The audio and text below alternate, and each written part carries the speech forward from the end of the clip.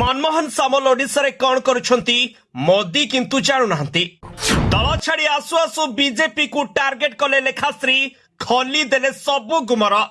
कहिले दल भितरे नाही एकता, निज निज भितरे लढुचंती नेता। एई तो आरंभ मात्र, आगो को आहुरी घांटीबे लेखाश्री कहिलेनी लोके। ओडिशार बीजेपी सभापति मनमोहन सामल ओडिशा रे कौन करुछंती नरेंद्र मोदी की अमित शाह ता जानु नाहंती। तेणु नेता मानक किछि न जणाई ओडिशा रे मन इच्छा निष्पत्ति निया जाउछि। बीजेपी नेता माने गोटे घर भितरे थाई से घर को भांगी चलीछंती। निज भितरे किए आगो को जीवो, किए अधिक पद पदवी पाइबो, से नै नेता माने निज भितरे लड़ाई करुछंती।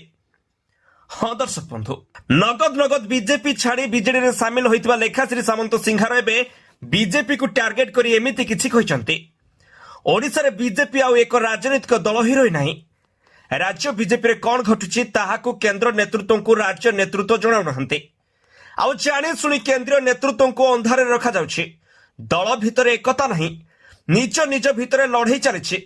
तेबे दल छाड़ी आसु आसु बीजेपी को टार्गेट कले लेखाश्री बोली लोक माने आलोचना करुछंती। तेबे एई तो आरंभ मात्र, आगो को बीजेपी को आहुरी घांटीबे लेखाश्री बोली लोके कुहाकुही हेउछंती। बीजेपी तांको परिश्रमर मूल्य न देई जेमिति तांको अवहेला करिछि, तार जवाब लेखाश्री आगो को निश्चय देबे बोली चर्चा हेउछि।